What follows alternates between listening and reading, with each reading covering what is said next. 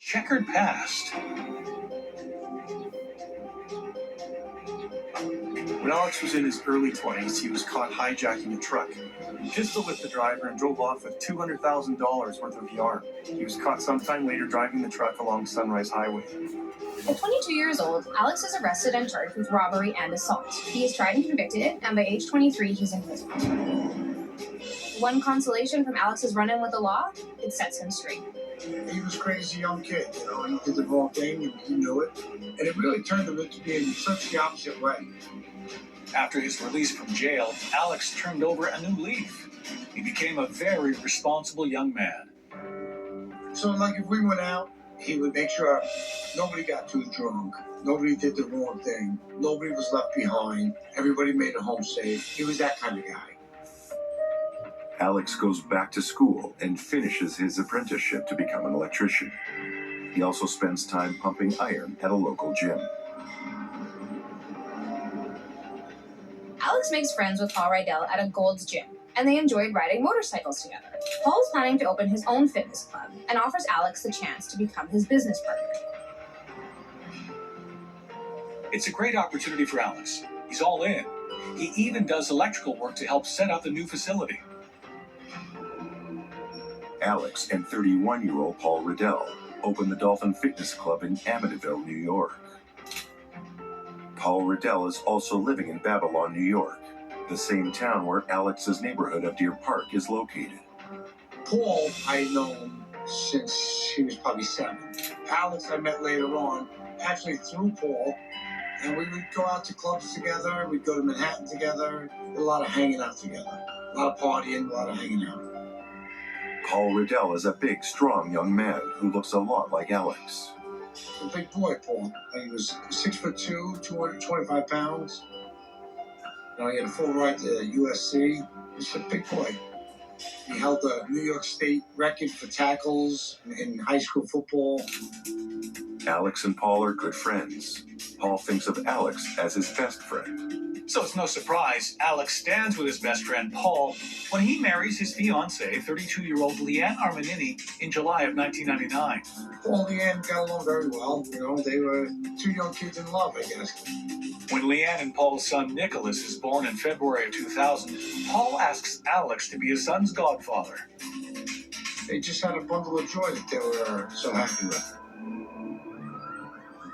Another thing Paul and Alex share is a criminal past.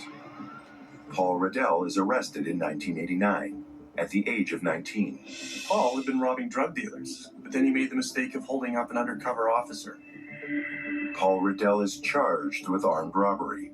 Once convicted, he spends 6 years in prison. While Alex has put his criminal past behind him, Paul has developed an addiction to crack cocaine. At the time when he was using, you know, it's hard to deal with anybody when they're using. So, I guess he was a little arrogant, a little tough. Paul is 6'7" tall, and he's big. When you add crack addiction to the mix, you could get a raging Paul. Large, fearsome, and sometimes violently out of control. Paul was a tough guy. Hothead. I was the only one that could talk to Paul. Addiction to crack can build quickly. The initial high is instantaneous, but short-lived.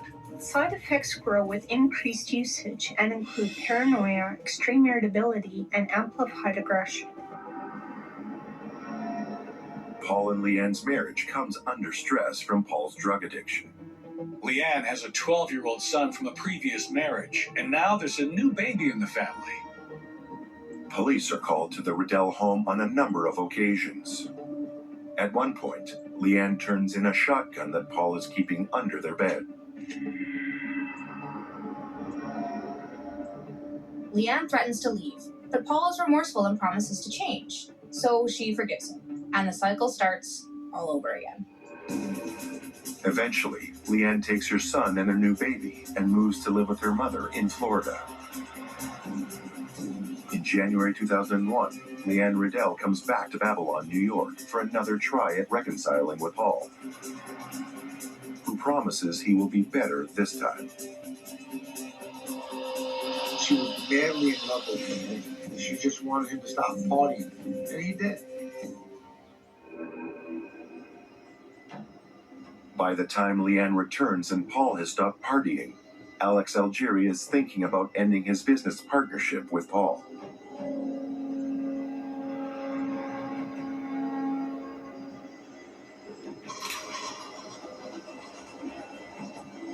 Then, on January 17, 2001, that decision is made for him.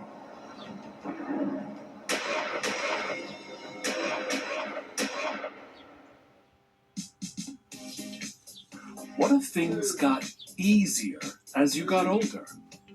Like healthcare. At Oak Street Health, we specialize in healthcare for older adults, with care that focuses on keeping you healthy, not just treating you when you're sick.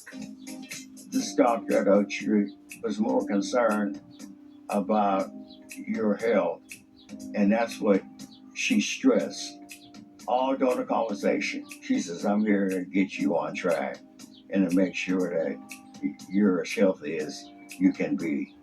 That impressed me. At Oak Street Health, instead of waiting for health problems to happen, our team works with you to prevent them in the first place. More time with your doctor means you won't feel rushed. We'll make sure you get all your questions answered and that you always have our full attention. I had diabetes, and I had trouble controlling it. And so the doctor I went to always gave me a really, really hard time and everything. And we never worked on how to solve it. And I heard about Oak Street Health, and I was impressed the first time I came in because they really listen to you.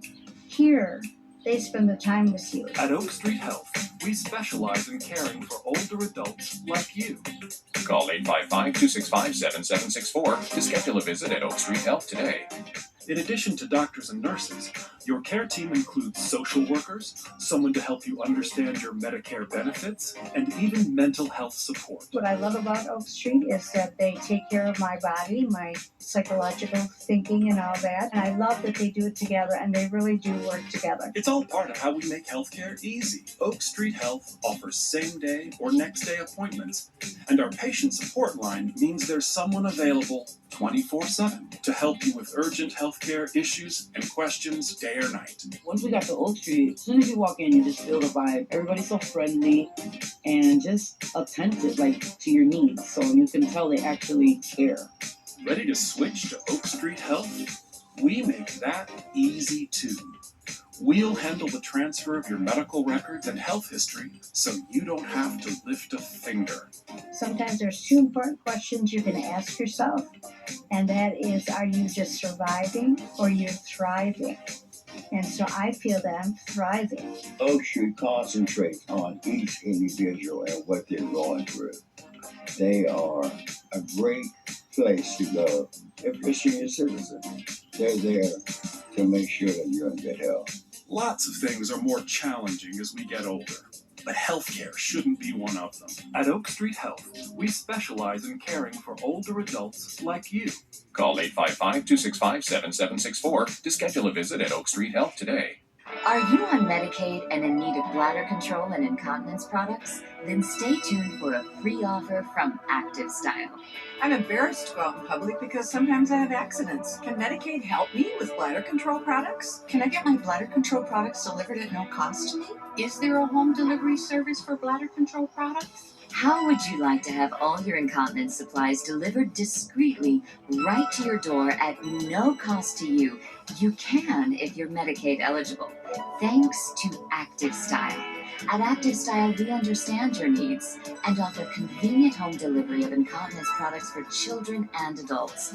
When you call a personal consultant, someone like me will help you find the best bladder control supplies for you.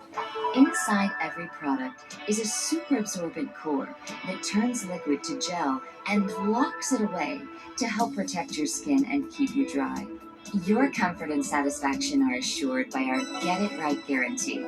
If the fit's not right, we'll send different products until you're completely satisfied. Plus, we'll handle all the details with your doctor and insurance.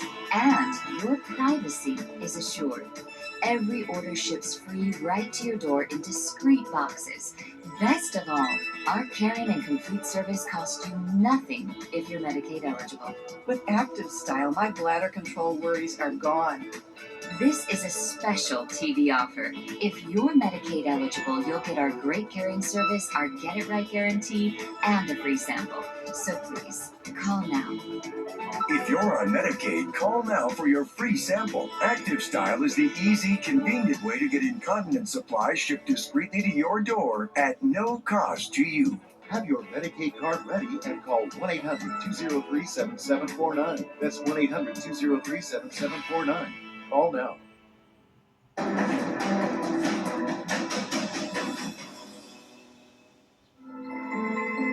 By the start of 2001, 32-year-old Alex Algieri has lived his whole life in Deer Park, a quiet suburb on Long Island, New York.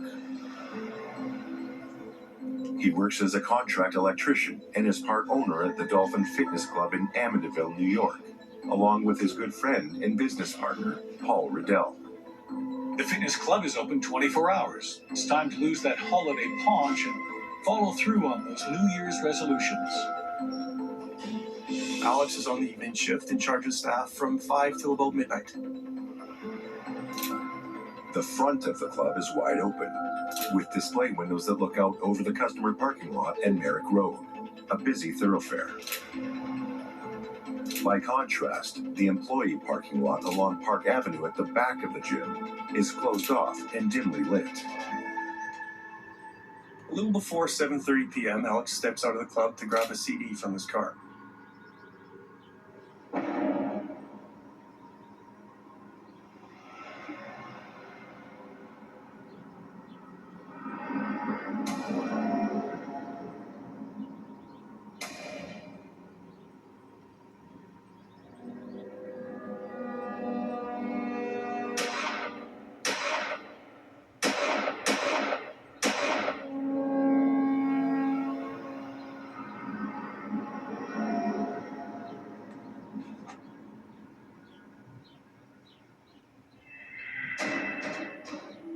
Alex Algieri has been shot 5 times in his upper body and neck, but he still manages to get himself back into the gym. He came running in and he yelled, "I've been shot," and fell to the ground. Gym members rushed to Alex to see if they could help him. I remember running up to him and bending down and talking to him and telling him, "Alex," calling his name. And he was just kind of like making a little bit of noise. And I said, "You okay?" An ambulance arrived, and EMT members rushed to give Alex assistance. They told me to keep talking to him, so I just kept talking to him and saying, "Stay with me, buddy, stay with me, breathe." Then they backed me off.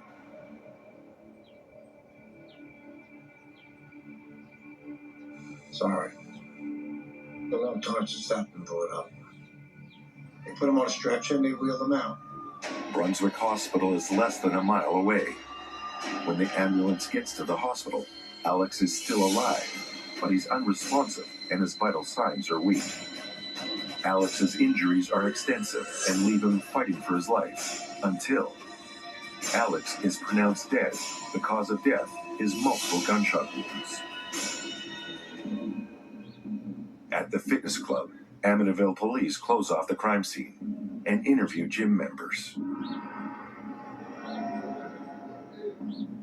Suffolk County Police take charge of the investigation, and a forensic team arrives at the gym.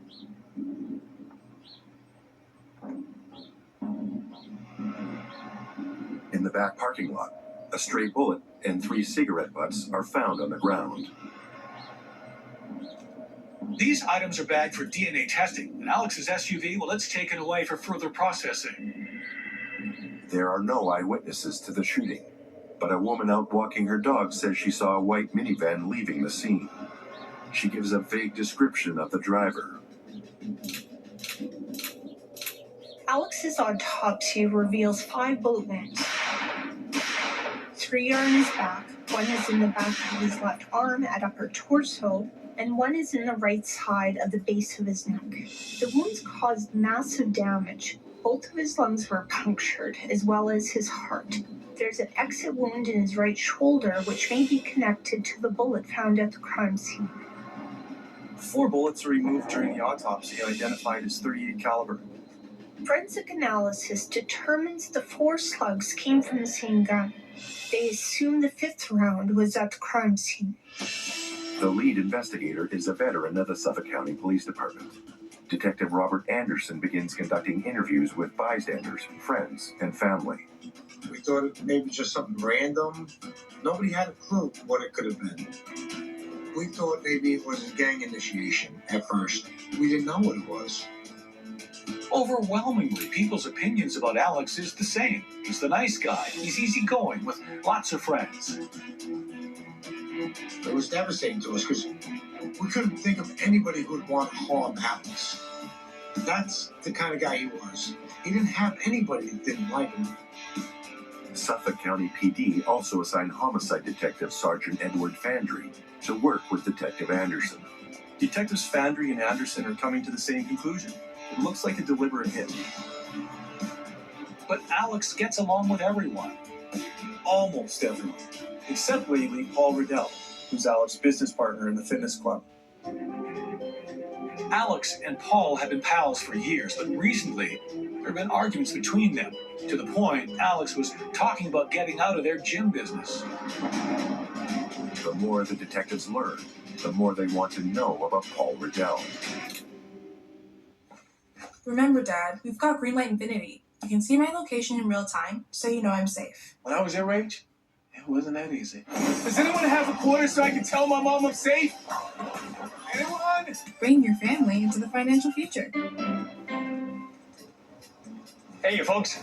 Matt McCoy here to talk about the AARP auto insurance program from the Hartford and why people love it so much.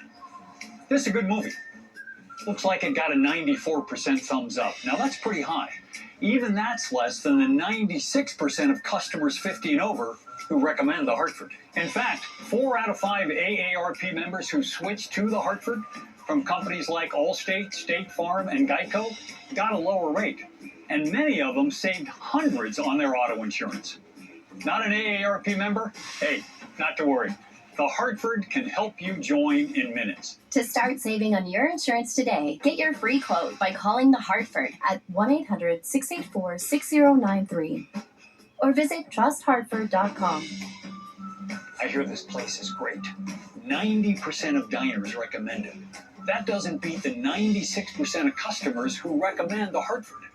You just can't beat benefits like disappearing deductible. Plus, they offer new car replacement. New car replacement? Yep, if your new car is totaled, the Hartford will pay the full replacement cost. The camera on this phone is amazing. It's only a 93% satisfaction rating, though. Still less than the Hartford. You know what else? You could save even more if you bundle home and auto. For the savings, benefits, and best-in-class claims experience you deserve, make the switch today. Join the millions of drivers 50 and over who switch to the AARP auto insurance program from the Hartford and get the savings you want and the award-winning claims experience you deserve. To get your free, no-obligation quote and see how much you could save, call the Hartford at 1-800-684-6093 or visit trusthartford.com. The Bucks got your back. Oh my god, Lionel Richie and Bingo Blitz? Hello. Bring it on. Nice move. But you gotta do better if you want to be a Bingo Blitz idol. Well, I'm about to beat you. Beat me? Yes!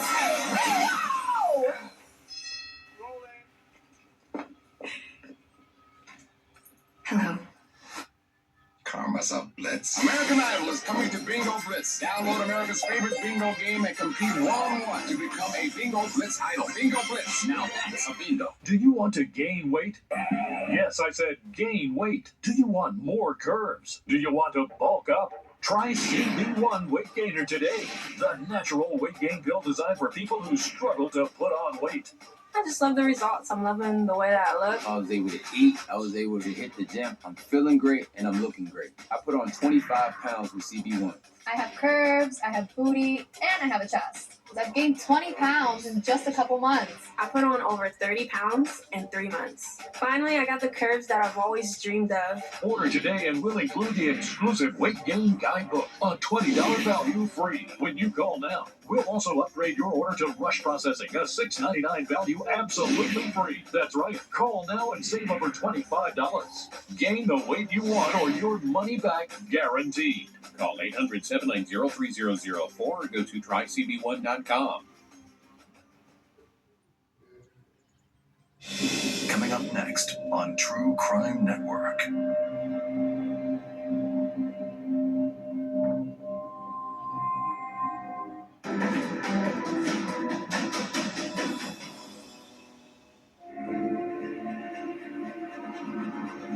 When Alex Algieri is ruthlessly gunned down in the parking lot behind his fitness club in January 2001. Suspicion soon falls on his friend and business partner, Paul Riddell. Alex and Paul had argued recently. Alex confronted Paul about taking funds from the gym, and Paul admitted to skimming. Paul has a crack cocaine addiction, and it's affecting his behavior. When you use crack, you develop a combination of paranoia, irritability, and aggression that's displayed through violent, unpredictable behavior. Lead investigator Detective Robert Anderson of the Suffolk County Police Department interviews Paul's wife, Leanne Riddell. She got a call from gym staff regarding the attack on Alex about 15 minutes after the shooting, but it takes her 3 hours to get a hold of Paul. It turns out he was partying at a friend's place. Paul and Leanne's marriage has been constant breakup and reconcilement, all dependent on Paul's drug use. Their lows came from Paul's highs. Their marriage is faltering before its second anniversary. On one call to the Riddell home, police confiscate a shotgun to reduce the risk of violence. Leanne has moved out on numerous occasions in fear for her life. In the summer of 2001, she retreated to Florida to stay with her mother.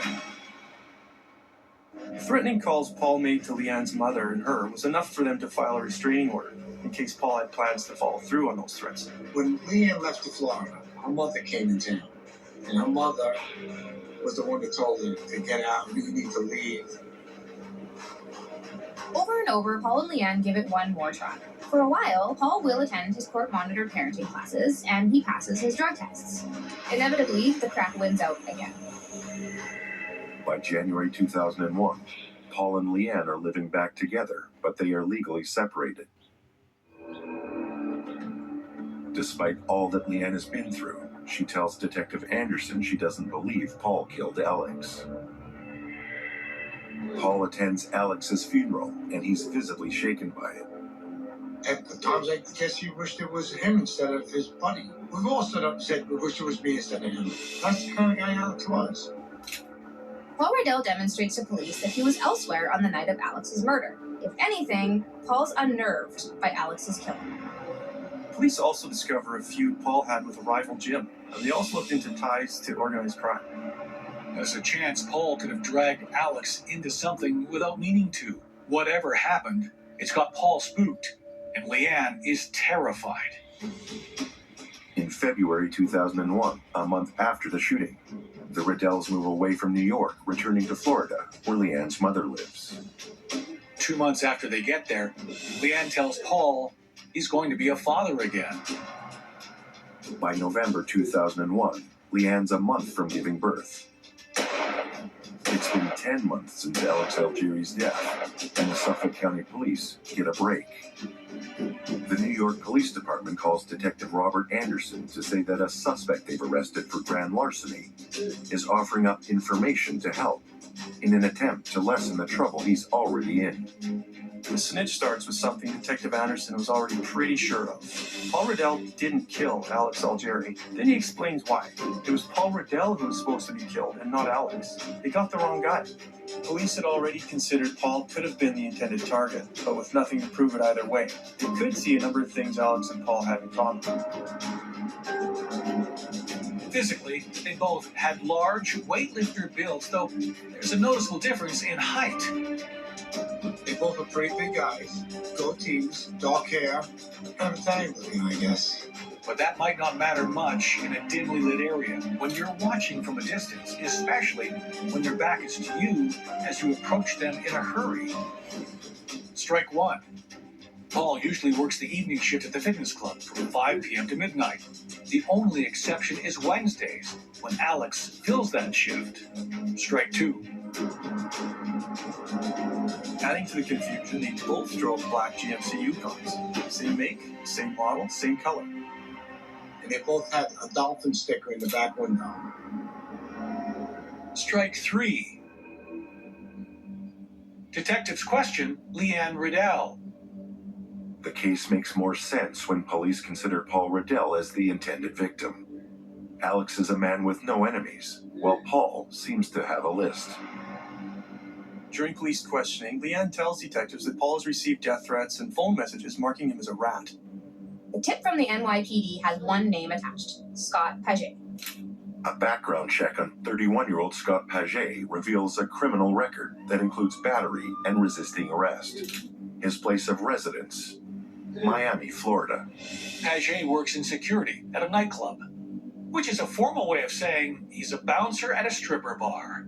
He also has a side hustle as a collector for loan sharks. Paget works as hired muscle. He's a weightlifter, another big man, 6 feet tall and weighing 230 pounds. Scott's hobbies include cocaine, to which he's addicted. Now that can be an expensive hobby, so he also works as a petty dealer to help pay for his habit.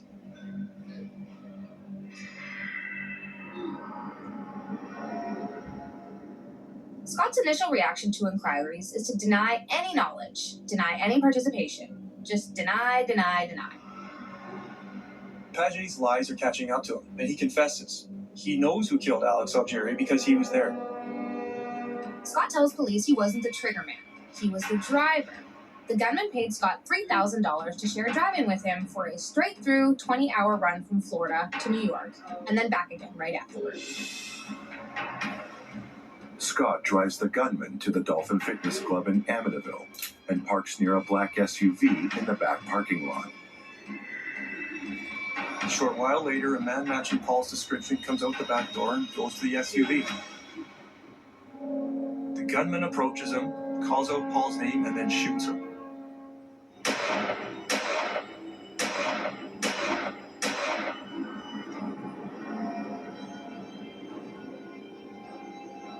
After fleeing the scene, Scott drives a short distance along Montauk Highway before stopping, where he throws the gun into a body of water. Then they drive back to Florida. The white minivan is wiped clean of fingerprints, and Scott is paid $3,000 in cash. When Scott Paget is brought up to New York to stand trial, Detective Anderson asks Scott to show him the route they used to get out of town. In April 2003, a dive team extracts a metallic object from the bottom of Ketchum Creek. It's transported in a bucket of water to Suffolk Crime Lab. Mud and marine life is removed to reveal a 5-shot Smith & Wesson .38 Special revolver with 5 empty bullet casings still in it. They couldn't tell if the bullets that killed Alex came from that gun because they couldn't fire it. The handgun is too badly corroded to test fire. They tried to transfer the gun barrel to another test weapon, but it proved too fragile. They had a gun. They had the right kind of gun, but they couldn't prove they had the gun.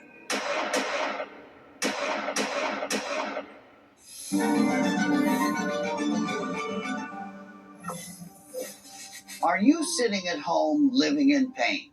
Maybe it's in your hands or your back or your hips. I'm here to tell you that joint pain doesn't have to be a life sentence. Hi, I'm John Walsh. You know, for 40 years, I've been chasing down the culprits. Now I'm ready to throw the book at joint and muscle pain. That's why there's Omega XL, a one-of-a-kind, natural, powerful joint relief supplement. So I tried it, and it changed my life. Just ask anybody who uses it. The results are undeniable. Last week I walked 6 blocks. I was so proud of myself. I ordered Omega XL, and now I have more energy than I ever had. It's been the best thing that I did because it relieves a lot of pain. Everything changed for the best. I can go out, I can hang out with my sisters, I can go anywhere, clean my house, do whatever I can and want to do. Now it's let's go, baby. This product is the best thing You will remember what did it to you, and it was Omega XL. That's the truth, the facts, and the hope that Omega XL can bring you. Case closed. Go to OmegaXL.com/John Walsh or call the number at the bottom of your screen right now to take advantage of this special offer. Buy 1 bottle of Omega XL, get 1 free. That's 2 bottles for only $39.95. Plus, you'll also receive a bottle of Vitamin XL D3 absolutely free. And it's backed by a 60-day money-back guarantee. If you're not satisfied, just return the unused portion for a full refund of the purchase price. If you're living with joint or muscle pain caused by inflammation, try Omega XL and see the difference it can make in your life. Order now to get this special offer. 2 bottles of Omega XL plus Vitamin XL D3 for only $39.95. Act now.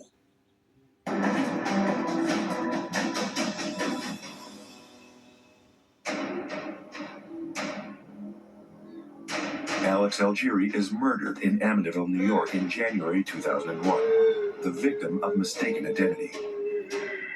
Over a year later, police know that Alex's business partner and friend Paul Riddell is the intended target.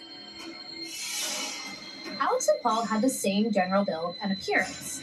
They worked at the same gym and drove virtually identical vehicles. The gunman was driven to New York from Florida by an accomplice, Scott Paget, in a plain white minivan. Paget confesses to police he was paid to bring the killer up the East Coast to make the hit. Only after they're back in Florida do they discover they've killed an innocent man. Paget tells police that, ironically, he and the killer had a second chance to target Paul Riddell.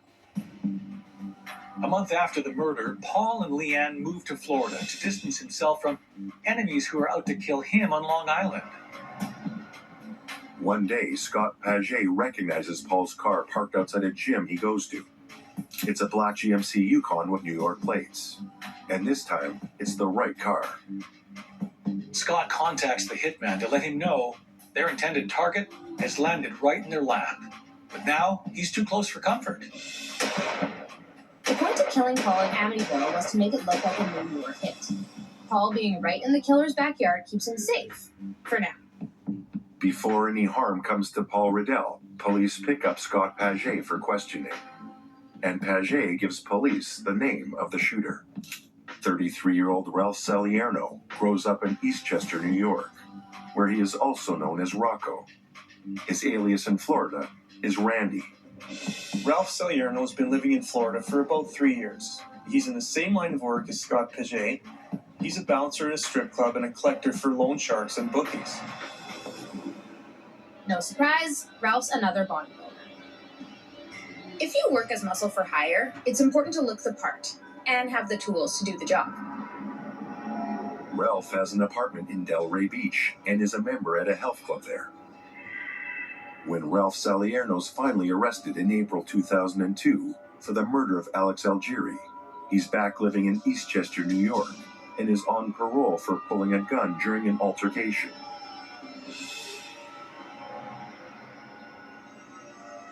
Initially, Ralph denies any knowledge of people and events the police are trying to tie him to.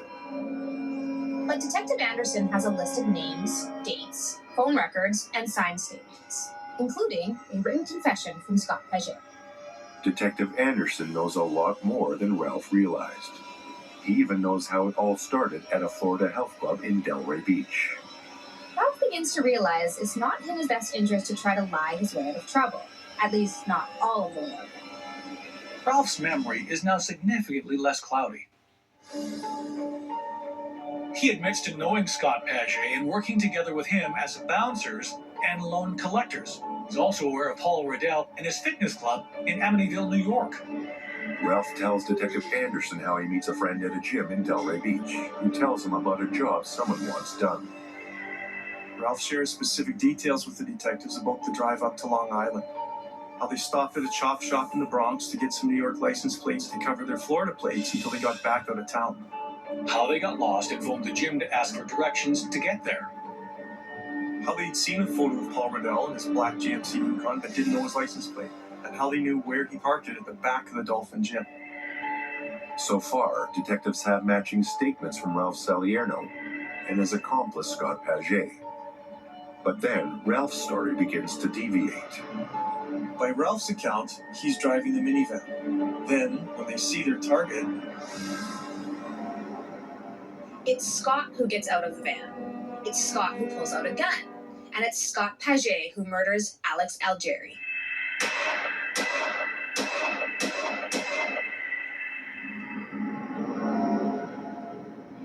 Ralph Salerno is charged with first-degree murder and conspiracy to commit murder. He's remanded to Riverhead Prison in Suffolk County to await trial. This was a murder for hire. Ralph Salerno and Scott Paget were sent to do the job. So, who hired them to do it? What's captured these people's attention? Oh no, this works. This is really comfy. This is amazing. I'm really surprised. Oh my god! Wow. That's it? Wow, I'm impressed. Oh, never would have thought. Never expected that. It feels like it's a brand new mattress. Yeah. It's not a new mattress that's creating this reaction. They're lying on the same old mattress they've had for years. And now you can transform the quality of your sleep without buying a new mattress. This is the world-famous premium mattress topper by Dormeo. We believe it's the world's most comfortable mattress topper. The very first time I lay down on it, I said, whoa, this is a game changer. The secret is an OctaSpring, an 8-sided foam spring that delivers the support of a metal spring with the comfort of flexible foam. Each OctaSpring moves in 3 dimensions, up and down and side to side, evenly distributing your body weight and reducing pressure points. It's like getting a wonderful hug when you go to bed. Your body just feels so supported. There are 3 smart zones with different levels of OctaSpring firmness, tailored for the ideal amount of support for key areas of your body like shoulders and hips, helping with proper spine alignment. I get up the next morning and my back, hips, everything feels very good. The OctaSpring's innovative cooling design delivers advanced breathability. Air freely flows through OctaSprings from top to bottom and side to side. In fact, Dormeo's OctaSpring technology is 8 times more breathable than standard foam. It really does give me the best quality of sleep that I've ever received in my life. SleepScore, a leading sleep research company, tested participants sleeping on the Dormeo topper for over 700 nights. With the Dormeo mattress topper, participants fell asleep faster, woke up 29% less during the night, and improved time spent in deep sleep by 24%. We're so sure you'll agree that the premium mattress topper by Dormeo will dramatically improve the quality of your sleep. We're letting you test it on your bed for a whole month for just $20. That's right. $20 is all it takes to experience the Dormeo in your home for a month, so you can try it before you decide to buy it. Act right now and even get free shipping. You'll also receive free the special Better Sleeping Guide from international sleep expert Dr. Catherine Darley. Call or go online now, and for just $20, the Dormeo topper will be delivered to your front door. If you are not truly amazed at the luxurious comfort and improved quality of sleep, you can get a full refund. There's not even a return shipping fee or restocking fee. We'll even return your $20. So there's literally no risk to try the Dormeo topper for yourself. The sooner you order, the sooner you can transform how you sleep and improve the quality of your life. Order right now. Call 1-800-941-3058. From crime scenes to high-stakes stings and shocking confessions, witness the footage that brought killers to justice. Nothing tells the truth like a video camera. Murder Uncut, Fridays, starting at 5 p.m. on True Crime Network.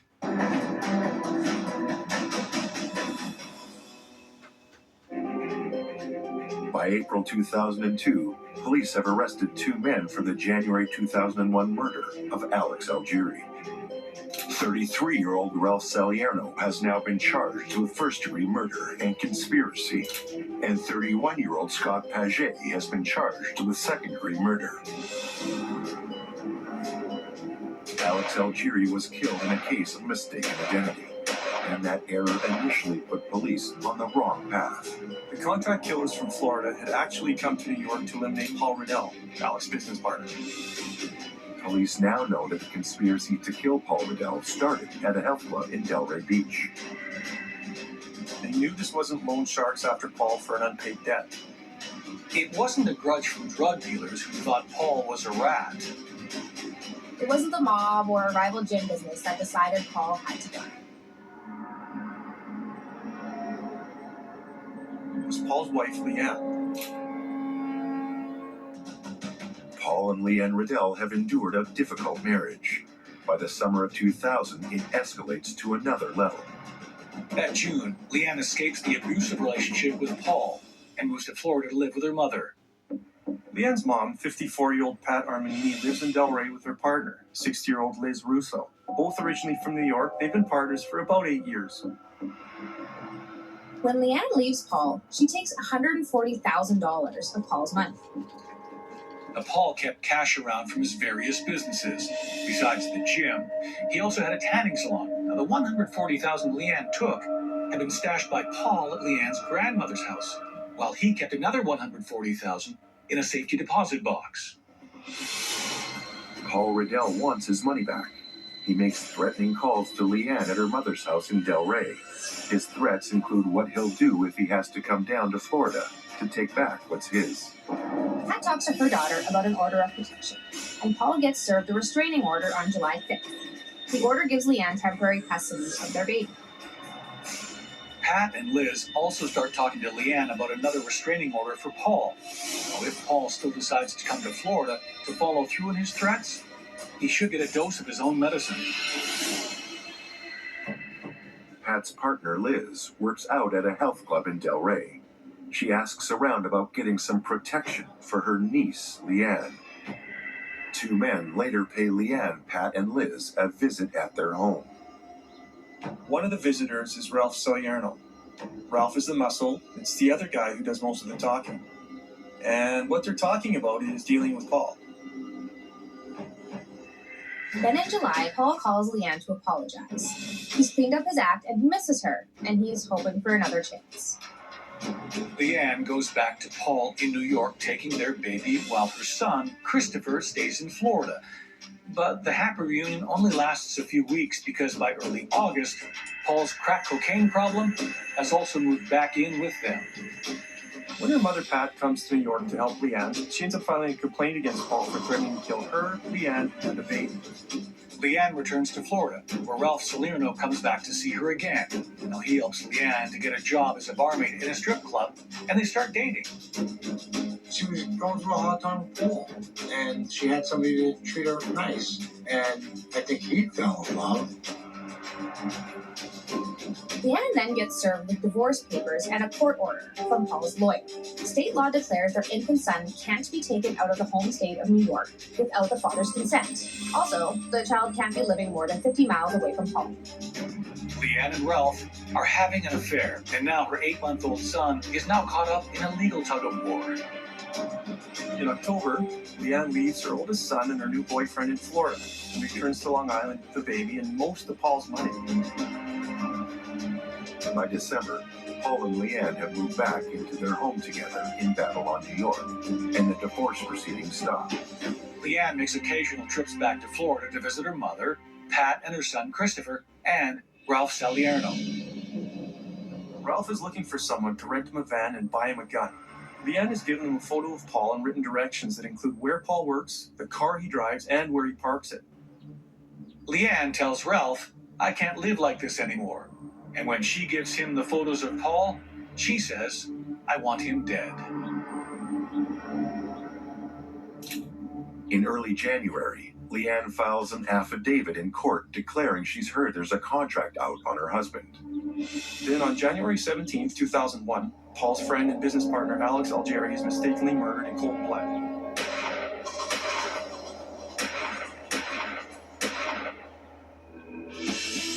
By February, Leanne convinces Paul to move to Florida for his own safety. Paul commutes to Long Island for business, but he learns that while he's away, his wife is seeing another man. 3 months later, Leanne tells Paul she's pregnant again. By now, Leanne and Ralph's affair is over. Leanne and Paul get back together for about 3 months.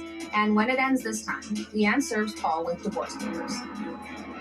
Leanne knew that after being in Florida for 6 months, she could declare herself and her baby as residents. Now she can start her own divorce and custody proceedings. After Leanne's third son, Zachary, is born in late December 2001, Paul learns the boy is not his. The father is Ralph Salierno, the man who was sent to kill him.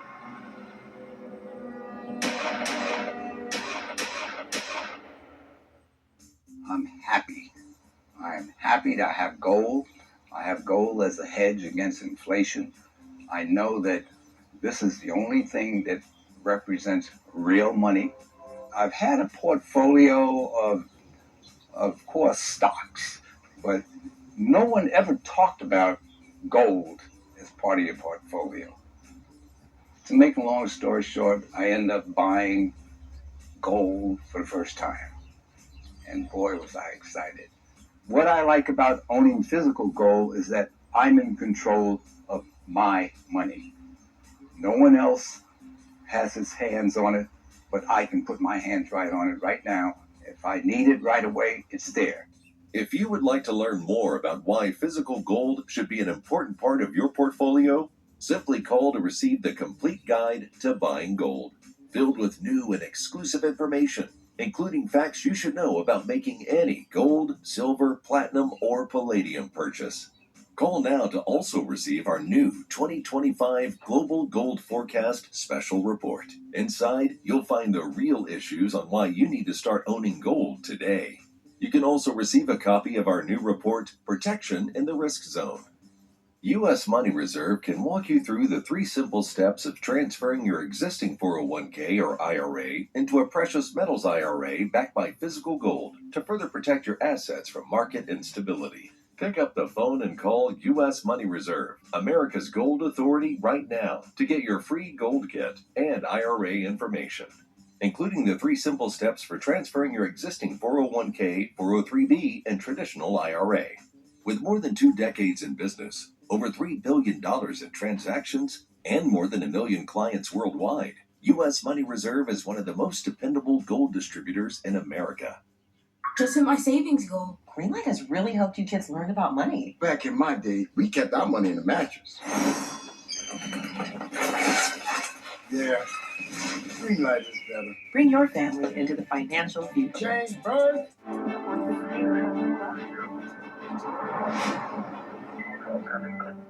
Do you suffer from the debilitating pain of migraines?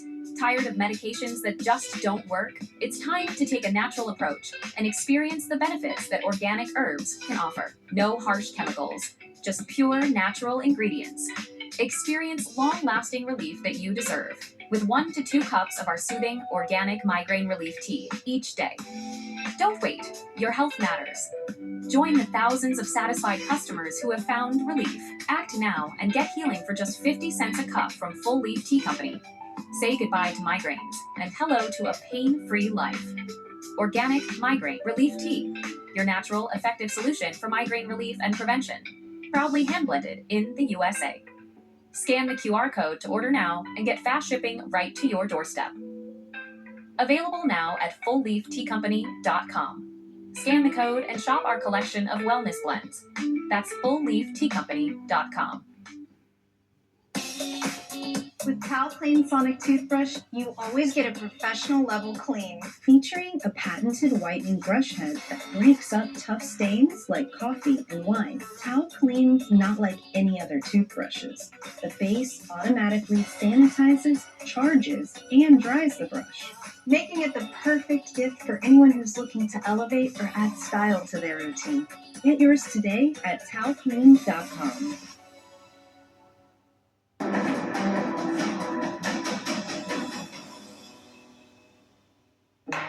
In February of 2004, a murder trial begins at the Alfred Cromartie Court Complex in Suffolk County, New York.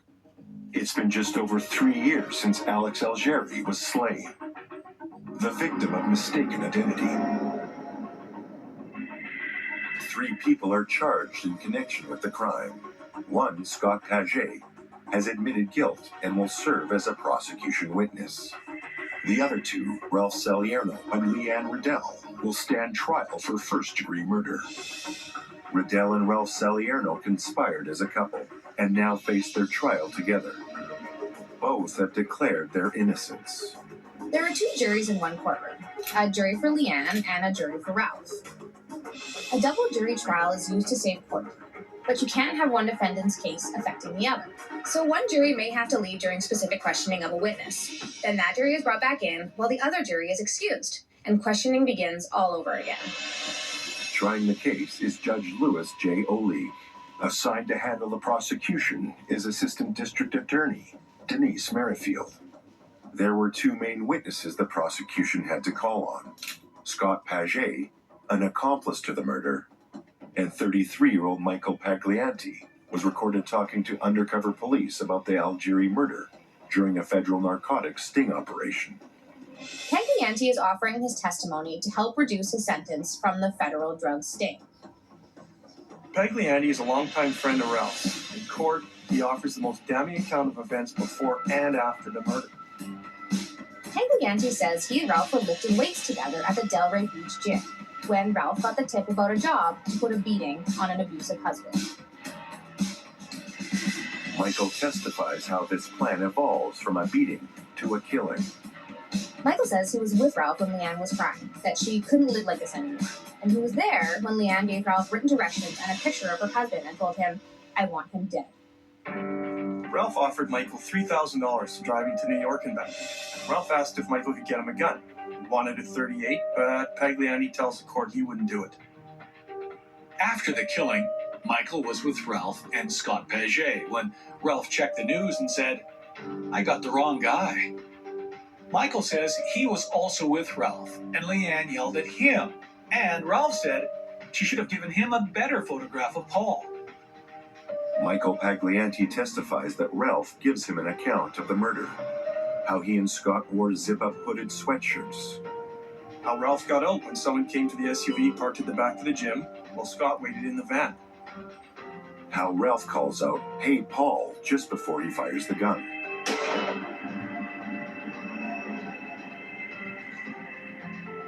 How Scott drove them away as police headed past them on their way to the crime scene, and how Scott got rid of the gun by throwing it in the water. Michael Paglianti's testimony matches Scott Paget's version of events and the majority of Ralph's sworn statement to the police. Ralph's defense attorney, Seth Maraskin, explains that Ralph's sworn statement to the police isn't to be believed because it was given under duress. The police had beaten that confession out of him. The defense presents a 27-year-old exotic dancer to provide Ralph's alibi from the night of the murder 3 years ago. Under oath, the woman recounts clearly how Ralph met her at the club in the late afternoon, took her to dinner and then a bar, and finally brought her home in the early hours of the morning. The prosecution doesn't bother spending too much time on cross-examination. Detective Robert Anderson takes the stand and denies using force during Ralph's questioning. There's a constant shuffling of juries in and out of the courtroom during a two-jury trial. Leanne's jury can't be tainted by Ralph's declaration of innocence, while Ralph's jury needs to be kept away from Leanne's defense. Leanne Riddell's attorney, Bruce Barkett, needs Ralph Salerno to be seen as a murderer in order to prove Leanne's innocence. Ralph acted alone, driven by his obsession for Leanne. The complex case finally rests after 5 weeks and 35 witnesses, and near daily objections of hearsay and calls for a mistrial from the two sets of defense lawyers. Ralph's attorney, who introduced the stripper alibi witness, said the case was relying on the testimony of a collection of drug addicts, drug dealers, convicted felons, rats, and liars. The one person who can speak out, of course, is Alex Algieri, which is who the trial is ultimately for. The one person innocent of any wrongdoing, but who has been murdered nonetheless. It takes 4 hours for one jury to find Ralph Salerno guilty on all charges. For Leanne's jury, it will take 4 days to determine an outcome. When this jury finally announces their verdict, they declare Leanne Riddell guilty of first-degree murder. She breaks down into uncontrollable sobbing in the courtroom. I just can't see her doing that. I couldn't see her harming the father to her kid. She was madly in love with Paul. She just wanted him to stop partying, and he did. Paul Riddell has to live with the knowledge that his friend Alex died in his place. He went through a hard time. He just was in disbelief. He felt some guilt. Not his fault, but At times, I guess he wished it was him instead of his buddy. Scott Paget pleads guilty and is sentenced to 18 years for second-degree murder. Ralph Salerno is sentenced to life in prison without parole. I think Ralph was just jealous. She left him, came back here. She wanted to be with Paul. During Leanne's sentencing, her attorney asked the court to tread lightly as they're about to send a wrongfully convicted person away to prison. I feel that Leanne's wrongly incarcerated because I knew Leanne. She didn't have a mean bone in her body. Lead prosecutor Denise Merrifield told the court that even though she was not there at the time of the killing, she aided and abetted the murder. She was just as guilty. Before he sentenced her, Judge Louis Oleg asked Leanne, "When is this charade going to end? Do you know how many lives you've ruined?" Judge Oleg sentences Leanne Riddell to 25 years without parole. And he says he gladly would have given her a harsher sentence if the prosecutor had asked for it. After the trial, prosecuting attorney Denise Merrifield credited Detective Robert Anderson for his determination to dig out the truth.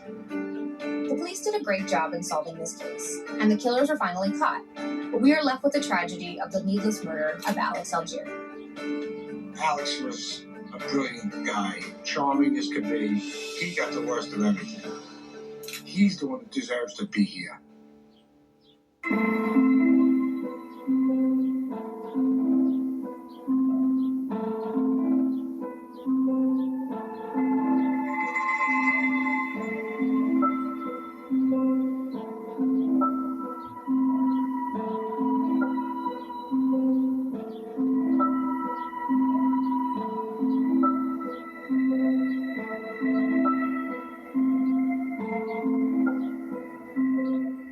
Justice is finally coming, finally caught. Next.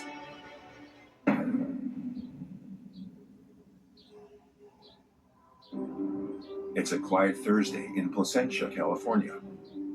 And husband and wife Jack and Sandra Jesse are hunkered down in front of the TV for the evening. Jack's laid up recovering from colon surgery. Sandra tells him she's going to pop over to the strip mall to grab a few things. The strip mall is only minutes from the Jesse home. Sandra should be quick. But as half an hour turns into an hour, Jack starts to worry. He's killing time watching TV with nothing else to do, and he realizes Sandra's been gone too long. Fearing something has happened to his wife, Jack asks his daughter Cheryl to go looking for Sandra. Now, in spite of his pain and discomfort, Jack's concern for Sandra's whereabouts are top of mind. He hears a door open, but it's not Sandra. A stranger stands over him, wielding a large hunting knife.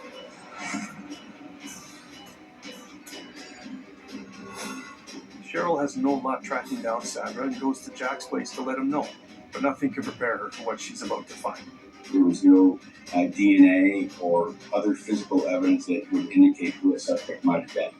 Is this a home invasion gone wrong? A random act of violence? Or something far more sinister? For more than a decade, the family is left without answers, until a new detective takes over the case. And the killers are finally caught.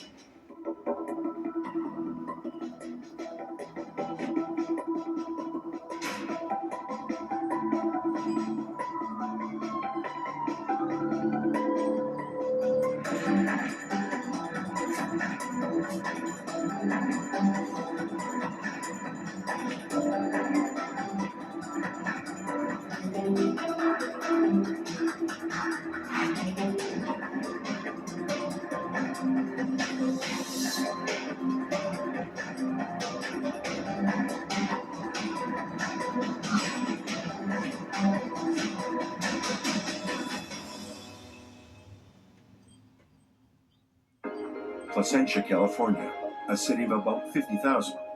After incorporation in 1926, this small city attains the title, the baby city of Orange County. Once known for its Valencia orange groves, agriculture has had to make way over the last century for a growing population, many of whom work in tech in nearby cities. There isn't a lot of industry in Placentia, but it's a short commute to Los Angeles and Anaheim, creating appeal for folks who want to work in the city but live somewhere quiet. Now, their motto, after all, is a pleasant place to live, and it was honored with the All-America City Award. It's given out annually by the National Civic League. What's not to like about it? The quiet community feel, the brief commute to nearby tech hubs and places of industry, is what draws Jack Jesse to the place. Jack works for Fujitsu. It's a growing electronics manufacturer in nearby Anaheim. He's an engineering manager. It's a good job with benefits and a great pension. Jack is close with his daughter Cheryl and his brother David. Jack's a very social guy. Friends and family mean the world to him. He loves sports. He plays in the bowling league on Tuesdays, and he loves taking trips to Las Vegas to play blackjack. When Jack Jesse meets Sandra, their connection stems with a love of spending time at the casino. But while his game of choice is blackjack, hers is slots. And like Jack, she has a deep love for family, doting heavily on her son, Thomas. Jack and Sandra married in 1998. Now, this isn't a first marriage for either of them. Jack has daughters from a previous marriage, while this is Sandra's third marriage. Her son, Thomas Aylard, is 15 when his mom marries Jack, and he moves in with a newlywed couple in Placentia.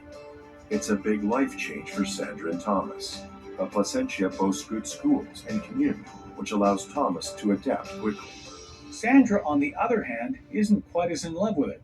Now, this laid-back California suburb doesn't appeal to her. She would prefer to live in Arizona and spend her days at the casino. Sandra raises the issue of moving with Jack, but he protests. Jack wants to remain close to his daughters, and with Thomas still in school, Sandra decides maybe it's not the best time to uproot the family. She decides to table the matter for the time being and make the best of Placentia. Settling in, Sandra and Thomas's mother-son relationship only grows stronger, and those close to the family even describe him as being a bit of a mama's boy. Sandra's pleased Thomas and Jack get along for a stepfather and stepson. They bond over sports, football in particular. Jack's team is the Raiders, while Thomas is a Steelers fan. The three make up a modern blended family, and on game day Sunday, they look just like a million other middle-class American families. Sandra has a lot to be proud of. Her father was a Chicago policeman for years, and now her son has aspirations of following in his footsteps. After high school, he'd like to go into law enforcement like his grandfather. Thomas grows up and marries his high school sweetheart, Marla. He moves out, but he and his new wife remain in Placentia, close to Jack and Sandra, who are now empty nesters. But just because Thomas no longer lives at home doesn't mean Sandra and Jack don't see him.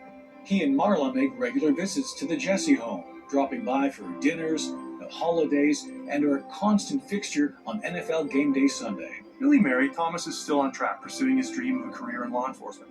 He works as a security guard in a local big box store, hoping to gain some relevant experience and increase his chances of getting into the police academy. It's there that he meets fellow security guard Brett Scott Schroben. Brett's only 2 years older, but he treats Thomas like a little brother. Brett fancies himself a bit of a ladies' man, though he prefers video games and big American-made trucks to people. But in spite of that, he and Thomas forge a friendship.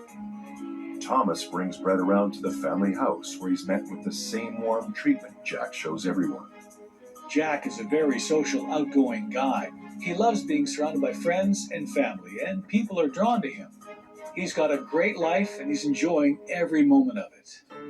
Then things take a turn in 1998, when Jack is given some devastating news. He's diagnosed with colon cancer and informed that a major surgery is required to remove part of his colon. Without the surgery, the overall 5-year survival rate is 64%, but if they act quickly, it increases to 91%. It's certainly not a death sentence, but Jack will have a long road of recovery ahead of him. He's going to need to rely heavily on Sandra to help him get through this. After Jack's surgery, he isn't able to do very much for himself. Sandra assumes the responsibility of looking after him. Given what an active and social life Jack led prior to the surgery, it's extremely difficult for him to be immobilized and in a state of constant pain. Making matters worse, Jack requires a second surgery. Unfortunately, the surgery didn't remove all the cancer the first time around. This isn't uncommon, and he's lucky they caught it. but he will have to have another piece of his colon removed to ensure the cancer doesn't spread. It isn't only the surgeries worrying Sandra. The medical expenses are piling up, and with Jack unable to work, it puts great financial strain on them. But what good is money if you aren't around to enjoy it? This is a life-saving surgery, and as risky as it is, Jack's survival depends on it. After the second surgery, and no money put aside for home care, the task of caring for Jack falls to Sandra. She was his caretaker while he was home recovering from his surgery, and she was not shy about saying that she didn't like changing the colostomy bag and all of that. It's not an ideal situation for either of them, but they don't have a lot of options here. Money's tight, and Sandra's the only viable option to do the dirty work. On the evening of Monday, August 3rd, 1998, Jack and Sandra are at home watching TV. Their show ends at 8 p.m. Sandra tells Jack she wants to run to the nearby strip mall to deposit a check and pick up a few things, including more ice for Jack's fever and a strawberry milkshake for him. It's out of the ordinary for her to be running errands this late in the evening, but the strip mall isn't far from their house, and she assures him she'll be home in less than an hour. It's now been over an hour since Sandra left, and Jack is beginning to get worried. You have to remember it's 1998, and not many people have cell phones to reach each other. Jack's unable to contact Sandra, so he calls his daughter Cheryl at her house. She tells him not to worry, but agrees to come over. Jack's daughter Cheryl arrives at 9:30 p.m. Sandra's now been gone for 90 minutes. Cheryl's asked to go to the mall and check for Sandra, as Jack is worried because Sandra's been gone far too long. Cheryl agrees, but tells Jack to rest. She can see he's clearly in a weakened state, and this ordeal is additional stress he doesn't need right now. By the time Cheryl gets to the mall, there are very few cars left in the lot, and the place seems to be closed for the night. Cheryl looks for Sandra with no luck, so she decides to head back in the hopes that Sandra is now safely at home, with an explanation for where she's been. Jack is relieved when he hears someone coming in through the garage entrance. Jack assumes it must be Sandra, finally returned home from her outings.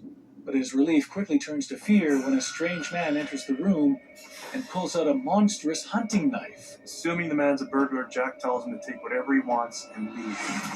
The man doesn't seem interested in the valuables. Jack fears for his life.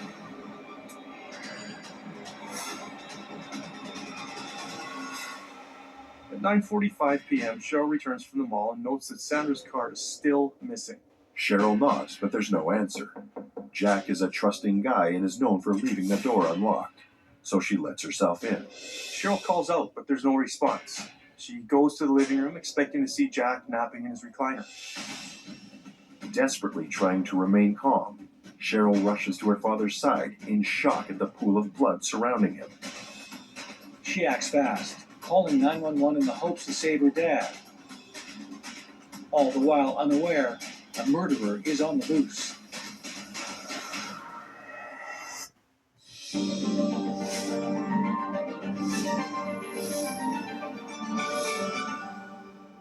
Is your body telling you something? Well, there are more than 50 million Americans living with joint pain from aging, exercise, overuse, which means it could be affecting you or someone you love. The good news is you don't need to live in pain. Pain is manageable and it's controllable. That's why there's Omega XL, a powerful joint pain relief supplement. And Omega XL could change your life. Just ask anybody who uses it. These are real people that have had some real results. My husband says it's a big difference. He wants to know, what did I take? Omega XL. My name is Helen, and I was an EMT for 20 years in New York City. We never knew what call we were going to get, but I was one of the first responders for the plane on the Hudson. The job was very tough, and it really put a burden on my body. I could not walk, not even half a block. My sister finally told me, try Omega XL. I ordered it, and now, last week, I walked 6 blocks. I was so so proud of myself. It's been the best thing that I did because it relieves a lot of pain. This product is the best thing. These tiny pills that you take will be a miracle for your body. You will remember what did it to you, and it was Omega XL. It's natural. It's drug-free. It's really small, easy to swallow. It has over 35 years of clinical research supporting it. Omega XL is really in a class all its own.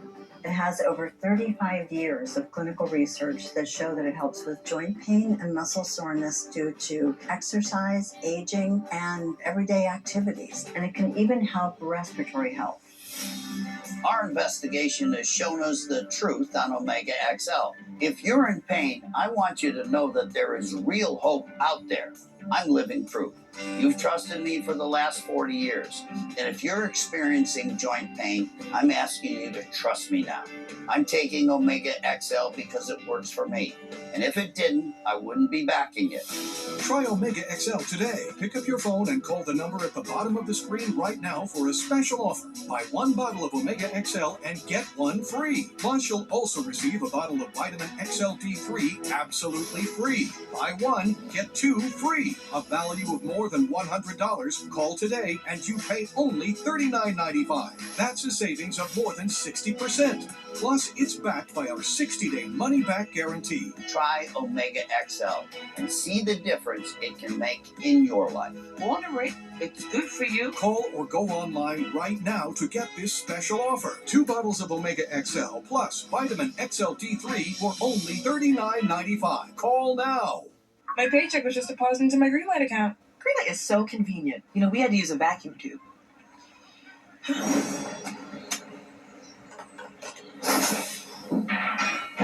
Where is it going? Bring your family into the financial future.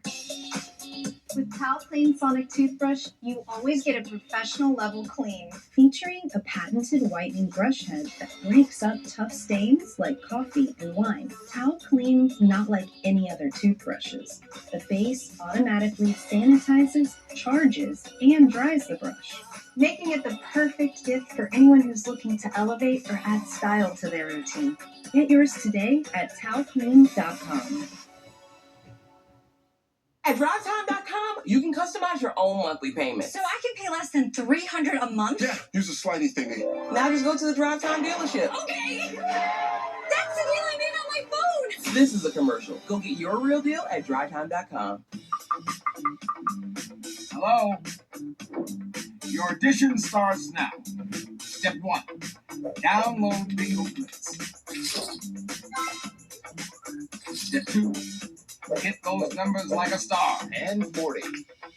And 33. Step 3. Win big. I-20. Bingo! Play now. It's free.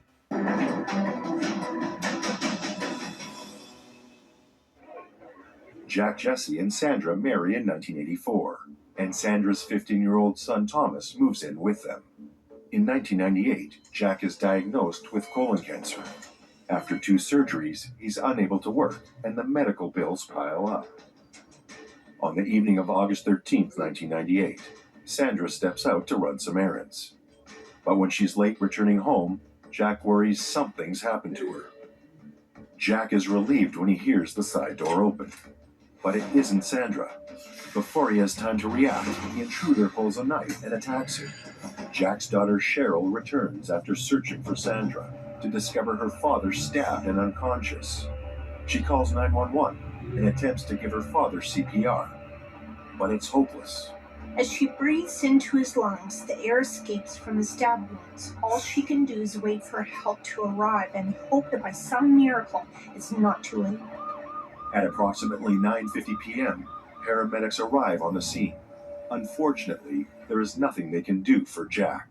But just after the medics get there, Sandra finally returns home. She's seen the ambulance in the driveway, but nothing can prepare her for what she's walking into. Sandra is surprised to see Cheryl, who quickly starts in on an explanation for why she wasn't home. The timing of Sandra's absence and Jack's murder is too convenient, and Sandra's reaction at seeing her dead husband verges more on defensiveness than actual grief. and this makes Cheryl suspicious. How does a 30-minute errand take almost 2 hours? And what accounts for her arriving home just minutes after Jack has been murdered? Maybe there's an explanation. Detectives will certainly want to hear it. Detective Darren Wyatt is assigned to the case. Sandra and Cheryl are escorted to the station to provide statements, while investigators look for clues. To look at him, you wouldn't assume Wyatt's a cop, but he's worked narcotics and gang cases and has the edge of someone who's seen the inside of those seedy worlds. He's now an acclaimed homicide detective with the Anaheim Police Department. He takes in the scene, noting the violent nature of the crime, multiple stab wounds. He notes the valuables, TV, stereo, are all still intact. No windows, no doors appear broken. Pretty strange if this was a botched robbery. His next order of business is interviewing the family in the hopes of gaining some insight into who could have done this. It's 4 a.m. by the time Wyatt gets to interviewing Sandra. Jack was in a weakened state because he had just had the surgery. Sandra could have actually been the suspect. As late as it is, it's essential to interview any material witnesses while things are still fresh in their memories. He asks Sandra if she recalls seeing anything missing from the house. She doesn't, which lowers the probability this was a robbery, though it doesn't rule it out. There is a chance the thief got spooked by Jack, and a struggle ensued where they stabbed him and then fled. The robbery gone wrong narrative could fit, but there are some issues with it. Jack was stabbed a total of 11 times in the chest, arm, neck, back, shoulder, face, and head. His jugular and aorta were pierced and he bled to death. An attack like this doesn't demonstrate someone acting in self-defense. What it shows is an intent to kill. The detective's next move is to compile a list of anyone who may have had reason to kill Jack. He asks Sandra if she can think of anyone that considered her husband an enemy. Sandra tells Wyatt that she doesn't like her neighbors and that Jack had some problems with a co-worker named Russ, but she can't imagine it was any of these people. Wyatt then turns his line of questioning to Sandra and her whereabouts. Wyatt wants to know why Sandra wasn't at home during the time of the murder. She flies into her alibi explaining she'd only stepped out to run a couple of errands, and that she has receipts for all the stores she visited. Her explanation for her prolonged absence is that she lost track of time. In her statement, she says she was only gone 45 minutes, which we know is not the case. Unprompted, Sandra unexpectedly volunteers information about her and Jack's relationship.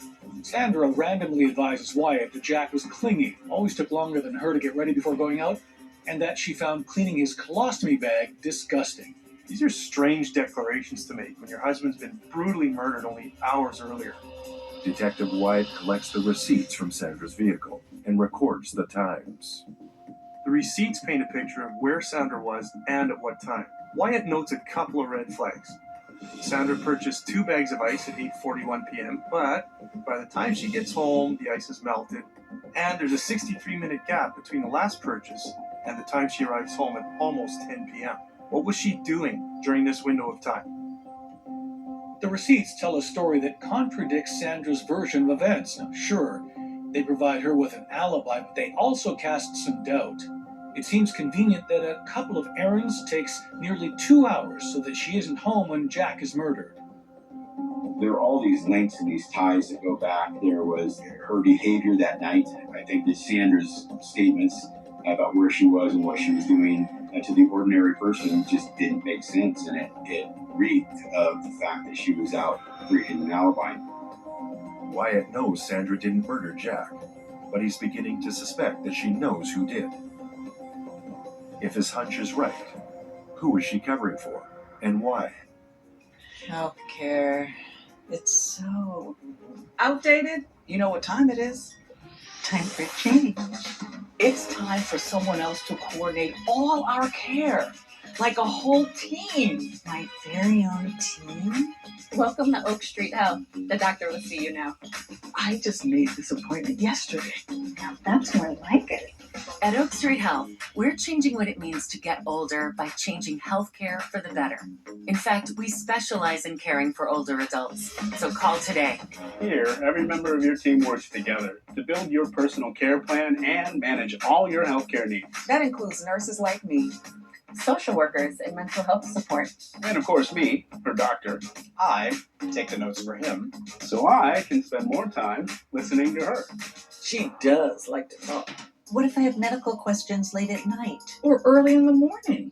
We do have a 24/7 patient support line, even on weekends. Plus, we accept Medicare and can even help you understand your plan's benefits. That's quite the benefit. Gone are the days of doctors who only want to see you when you're sick. Oak Street Health focuses on keeping you healthy. Why settle for the old way of managing your health, now that there's Oak Street Health? It's time for less red tape. Better now? We even gather all of your medical records and health history. So switching to Oak Street Health is easy. Does any of this cost extra? Heck no. Well, out with the old way of aging. And in with the new.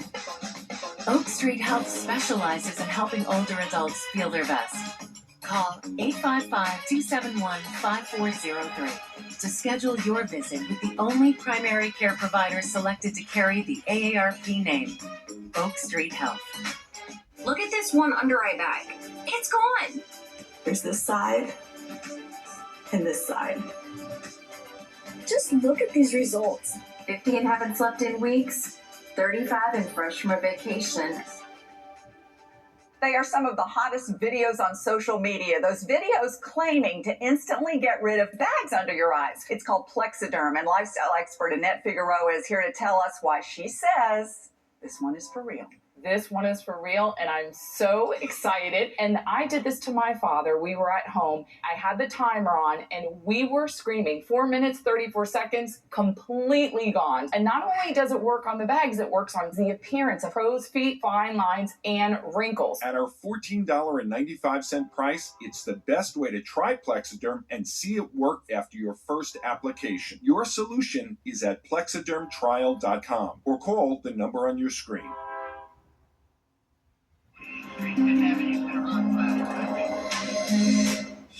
Coming up next on True Crime Network.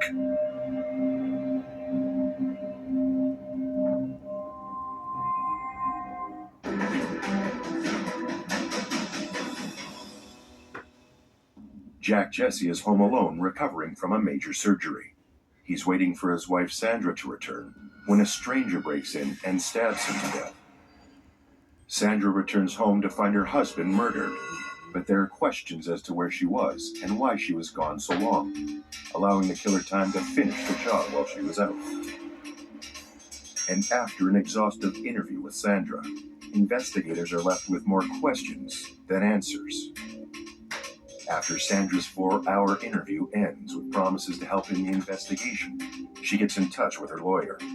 In any domestic murder case, the spouse is going to be on a list of suspects. So, guilty or not, it makes sense for Sandra to seek legal counsel. But following this call, Sandra renounces her promise to cooperate with Detective Wyatt.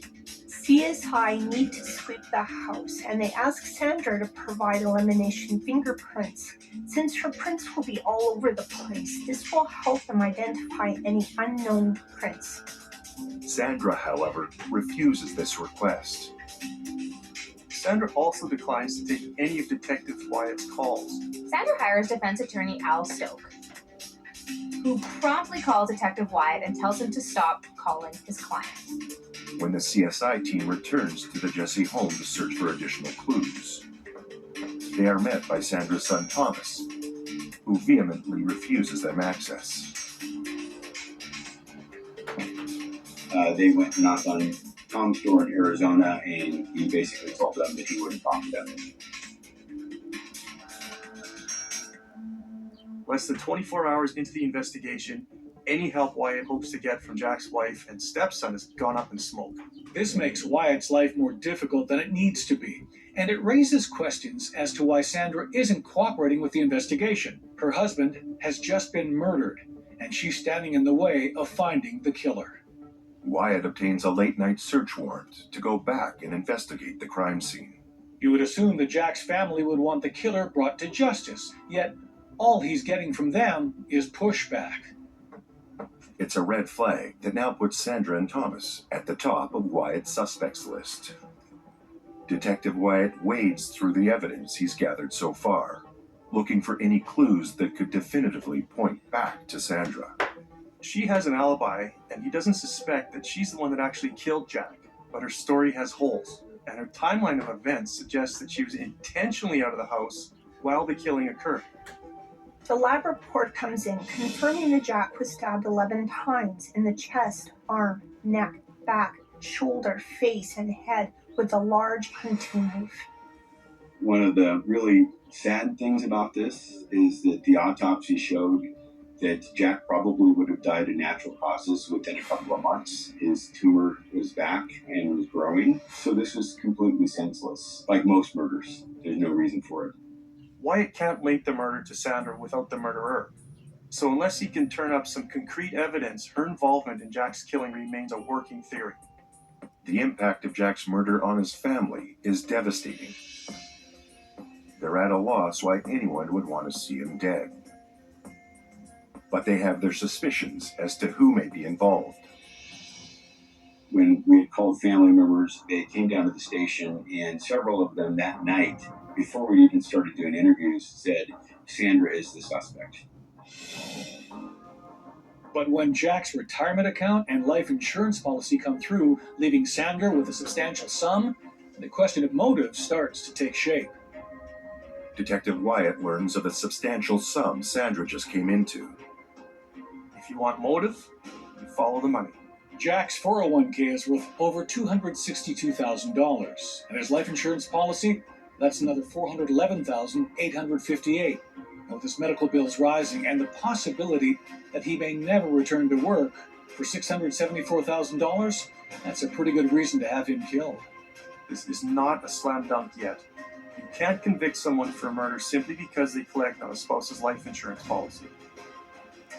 Wyatt's fairly confident that Sandra Jesse is involved in her husband's murder. But it's the shock and awe revelation as to the others involved that will never allow him to forget this incredible case.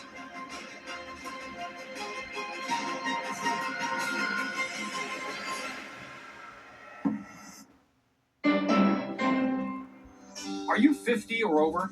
Let's take a ride and talk with some folks about the AARP Auto Insurance Program from the Hartford. So, pal, how'd it feel to turn 50? I feel great. My family threw me a party. We celebrated. Well, I hope you celebrated by switching to the Hartford. Then you know that the Buck's got your back. The Buck? Yeah, the Hartford Buck. With the Hartford, you get great savings and exclusive benefits. Wow. Is that for people over 50? Yep. That means me now. That means you, man. That's what you're driving with. AARP members 50 and over get rewarded with benefits like accident forgiveness, which means if you get in an accident, the Hartford has your back. That sounds great. And your deductible, James, decreases every year you're accident-free with disappearing deductible. Are you kidding me? I'm not kidding. I mean, my head just exploded. That's for me. Sign me up. To get your free quote, call the Hartford today at 1-800-351-4287. You could save hundreds of dollars. Lynn, you kind of strike me as a smart shopper. I think I am. Yeah? At least I try to be a smart shopper. So you like to save. Oh gosh, who doesn't like to save? Well, switching to the Hartford can save you hundreds. AARP members who switched to the Hartford saved an average of $577. That's quite a savings. 96% of customers recommend the Hartford to friends and family. I think I'll do just the same. I can count on it? Oh, you can count on it. Join the millions of drivers 50 and over who switched to the AARP Auto Insurance Program from the Hartford. Not an AARP member? The Hartford can help you join in minutes. To get your free no-obligation quote and see how much you could save, call the Hartford at 1-800-351-4287, 1-800-351-4287, or visit trusthartford.com. The Buck's got your back. Saving money is always exciting. That's why right now is the perfect time for you to join AARP. You get hundreds of benefits, resources, and tools that can help you save money, stay healthy, have fun, and make a difference in your life. Plus discounts at top retailers on dining, travel, and more. Join now to get your first year for just $15 with automatic renewal, plus a second membership for free. Wow, that's a great deal, but I'm not retired. Oh, you don't have to be retired. AARP is dedicated to empowering people 50 and older to choose how they live as they age. Great, but How much can I really save? Up to 15% off at restaurants, up to 30% off car rentals, plus free movie screenings, digital books, online games, and more. You'll even get AARP the magazine. Join now. Call or go to joinaarp.org to get your first full year for just $15 with automatic renewal. Plus, get a second membership and a trunk organizer for free. 800-794-1435.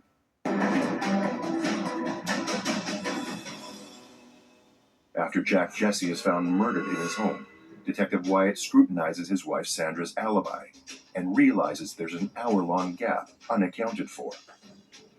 After Sandra promises to cooperate, she and her son Thomas stop communicating with investigators.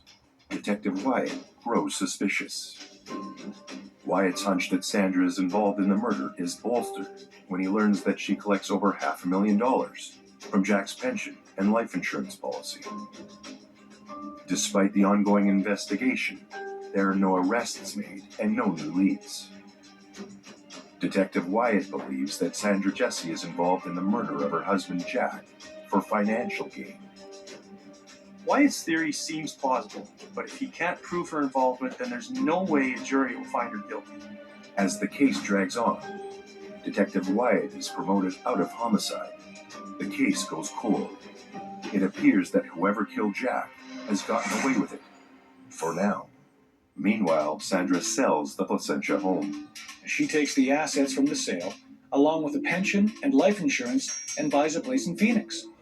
Her son Thomas has already moved to Phoenix and bought a house with part of the money he got from his mother. Sandra never liked Placentia. She wanted to be in Phoenix all along, and now that Jack's gone and Thomas is there, there's nothing holding her back. Sandra had since taken the life insurance money and bought a house next door to Tom, or around the corner from Tom in Arizona. By that time, this was now 2005. Sandra spends a lot of her time and money at the casino. She makes sure to take good care of her son Thomas. But as for Jack's daughters, they don't see a penny of his money. 4 years after Jack's murder, Sandra's moved on and is living her new high-rolling life. And with the case gone cold, it looks like she's free and clear. But not everyone has forgotten about Jack and moved on. Detective Thomas Dove is given the task of opening up the cold case and reviewing all the evidence. A lot of it had to do with the family, with Jack's brother David and his daughters Cherie and Cheryl, who continued to press for justice for Jack. Investigators reviewing the case determined it still has a high probability of being solved. It just needs to be worked by someone willing to put those hours in. As Dove and his partner Detective Brian Sutton review the case, something catches his attention.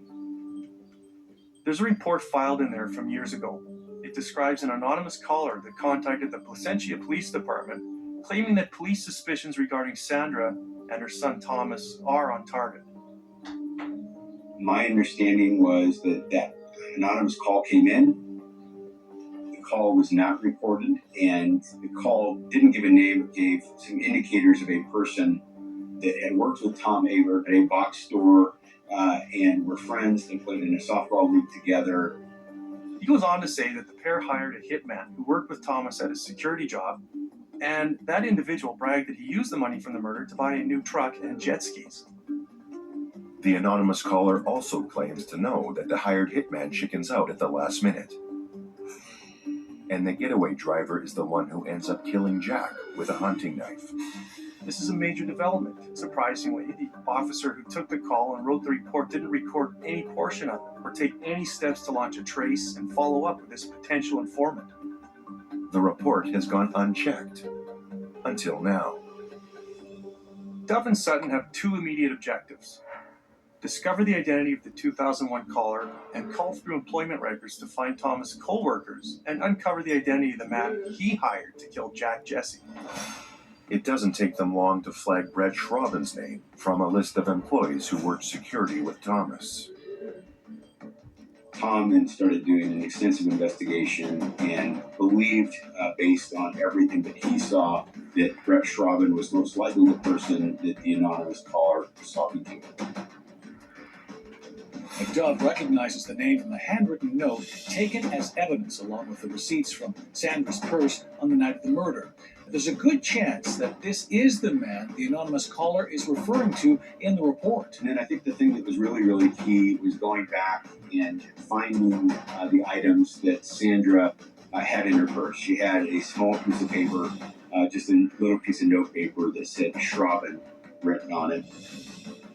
Dove and his team then managed to track down the anonymous caller. The caller's a man named Mike Kavlovic. It turns out that Schrauben's girlfriend at the time is sisters with Mike's girlfriend.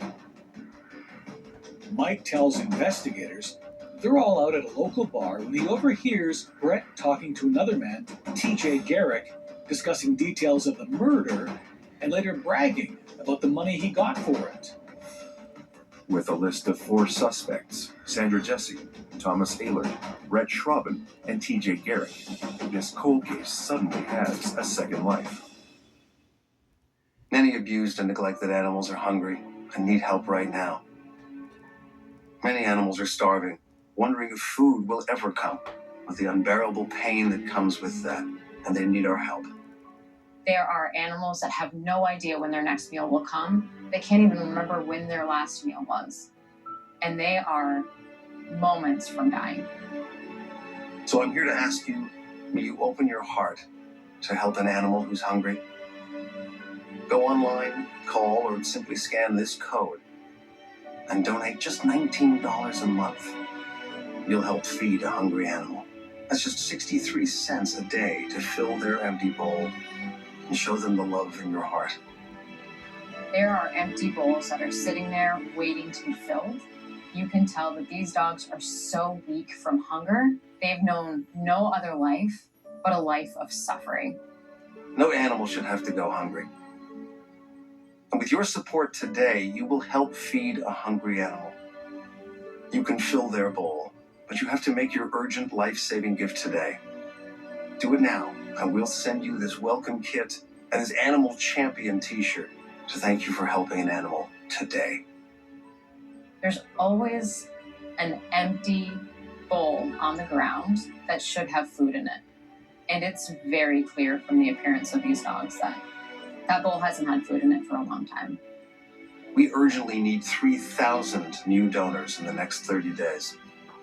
Please say you'll be one of them by signing up today. Thousands of lives are on the line, so please visit joinaspca.org, call this toll-free number, or scan the code on your screen with your support for the animals today.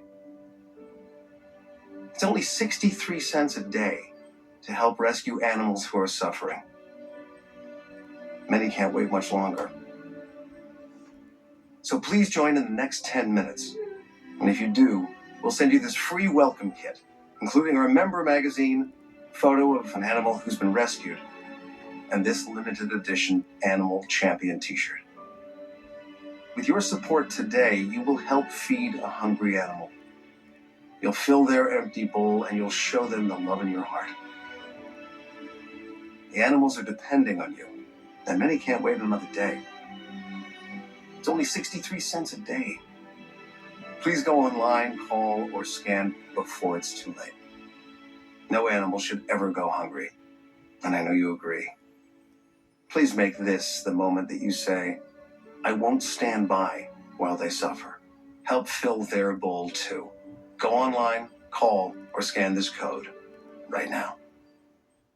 When big city crimes hit small town America, it was so shocking. Detectives try and piece together the clues in these quaint communities.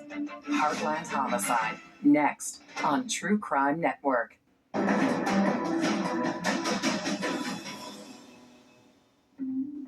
Jack Jesse is stabbed to death in his home, while wife Sandra is out running errands. Sandra comes into over $500,000 as a result of Jack's death. Investigators suspect she has something to do with it, but are unable to prove it. That is until a new investigative team takes over the case and unearths an informant that could blow the whole thing wide open. Detective Dove's interest points to Sandra Jesse, Thomas Ehlert, Brett Schrauben, and TJ Garrick. But Dove decides that instead of bringing them in and questioning them, which will likely only end with them denying any involvement in the murder. He's instead going to catch them in a trap. Tom worked with Mike Murray, who was the DA at the time, and devised a plan to write a wiretap to basically capture the telephone conversations of Brett Schraben's phone, as well as Tom's and Sandra's. Detective Dove obtains warrants for wiretaps, launches out-of-state surveillance on Sandra, Thomas, and Brett Schraben, who are all now residing in Phoenix. With surveillance in place, Dove will reach out to a number of Schraben's Orange County friends, saying he's looking for him and has questions. The hope here is that those concerned friends will reach out to Brett and let him know a homicide cop is calling around asking for him. Dove wants to light a fire and see which way the rats scurry. Detective Dove's plan works. Schraben is spooked and calls Thomas, informing him that a homicide cop is asking around. Detectives are listening in on this call. Thomas tells Schraben to relax, then asks him if he feels comfortable talking on the phone, to which he replies, no. The two make a plan to meet in person and avoid using the phone. Evidence that they're suspicious they're being watched. So me and my team went to Arizona for about 10 days, and we handled the surveillance, the physical surveillance portion of the wiretap investigation as Tom was collected as evidence against Brett. Over the next several days, surveillance teams observed Thomas and Schraben meeting at a number of locations. They also record calls between Thomas and Sandra. On one call, Sandra asks how investigators knew about Schraben, to which Thomas quickly changes the subject. Thomas then tells her he doesn't want to talk on the phone. Sandra and Thomas live down the street from each other. They're practically neighbors, yet they meet up at odd locations and stay off the phones. They're paranoid they're being watched, and with good reason. They would then go and meet in person and kind of stand back to back, not where you would normally stand, converse with one another, but it was almost as if they were conversing but watching for surveillance, etc., to see what was going on. This behavior confirms Dove's suspicion about a conspiracy involving mother, son, and Brett Schraben. Detectives arrest Brett Schraben in September 2005. Detectives tell Schraben they have an informant willing to testify against him, but Schraben claims he didn't do anything. The interview is going nowhere until Detective Dove pulls out an audio recorder and plays a recording of a phone call between Sandra and Thomas. During the call, the two essentially throw Schraben under the bus, speculating that maybe he's the one who killed Jack. The call is very obviously staged for the benefit of police, who they assume are bugging the call. Schraben can see the writing on the wall. The two are out to save their own skin, yet in spite of that, he doesn't comply right away. Schraben spends over 500 days in pretrial incarceration. But Schraben finally cracks when he gets a visit from Jack's daughter, Cheryl. Hearing her plea softens him, and he decides to talk to Detective Dove and cooperate in the case. Schraben confesses to Detective Dove in exchange for a plea deal. And he told Tom essentially how he met Tom Ehlert, how they had asked him to, him and his friend T.J. Garrick, essentially to murder Jack Jesse for the insurance money. Went through the whole story about how they went there that night, that he went into the house, he actually chickened out, came back out, and T.J. Garrick went in and stabbed Jack Jesse to death. Schraben claims he meets Sandra Jesse and Thomas Allard on June 24th, 1998, in the parking lot of a Placentia Mall, where Sandra gives him a photo of Jack and a sketch of the interior of the house. She then pays him $5,000 up front, non-refundable. She tells him she'll signal by phone when she's left the house. Thomas tells him that after the job is done, they'll call him and play the part of the grieving son, just in case anyone is listening in. Schraben claims that on the night of the murder, he gets cold feet and decides to back out, but that the getaway driver, T.J. Garrick, replaces him at the last minute. According to Schraben's account, it's Garrick who kills Jack, and Schraben is just an accomplice, acting as the driver. Now, he says Garrick is supposed to have grabbed a rare coin collection to make it look like a robbery gone wrong, but in the heat of things, he forgets and leaves empty-handed. In February 2006, Sandra is arrested. However, she is released from jail 4 months later, after an Orange County Superior Court judge dismisses the charges following a 4-day preliminary hearing, citing a lack of sufficient evidence. Sandra may think she's gotten away with murder a second time, but Detective Dove is not deterred. He continues compiling evidence to bolster his case. When he comes for her again, he'll be ready.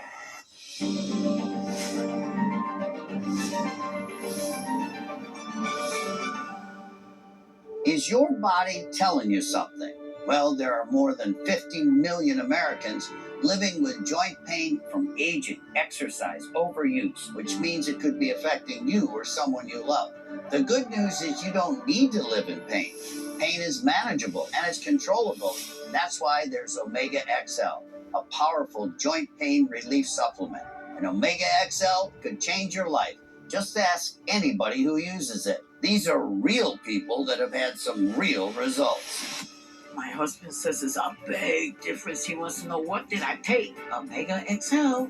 My name is Helen, and I was an EMT for 20 years in New York City.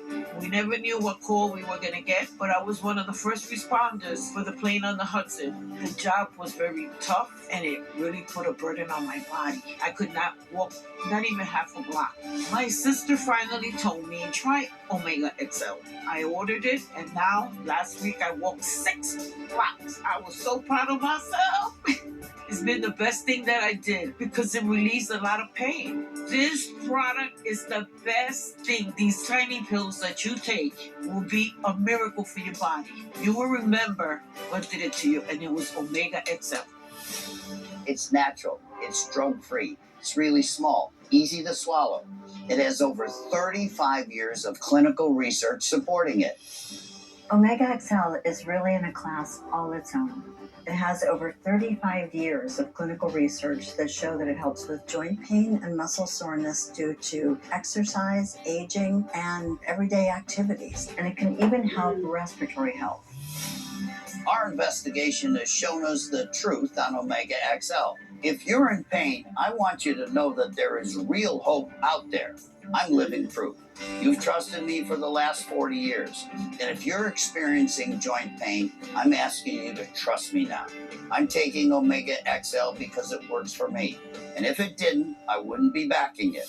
Try Omega XL today. Pick up your phone and call the number at the bottom of the screen right now for a special offer. Buy 1 bottle of Omega XL and get 1 free. Plus, you'll also receive a bottle of Vitamin XL D3 absolutely free. Buy 1, get 2 free. A value of more than $100. Call today and you pay only $39.95. That's a savings of more than 60%. Plus, it's backed by our 60-day money-back guarantee. Try Omega XL and see the difference it can make in your life. Order it. It's good for you. Call or go online right now to get this special offer. 2 bottles of Omega XL plus Vitamin XL D3 for only $39.95. Call now. Finished my chores. Ready for my allowance. Greenlight is way better than how I got paid for chores. Mowing all those lawns clearly paid off. That was not radical. Bring your family into the financial future. Honey, you were so right. I listed this in less than a minute. I told you listing on Poshmark was quick and easy. Oh, I sold my black tote and my slip dress. Let's go get mani-pedis. Ooh, thanks, Mom. Thanks, Poshmark. Want extra cash? It's easy with the Poshmark app. Download to start selling today. I'm Dr. Evan Zhao, founder of Pagagen. Our breakthrough cat allergen neutralizing spray reduces active cat allergens by up to 98% so that cat owners with allergies can finally be at peace with their pets. Experience comfort with your cats like never before at Pagagen.com.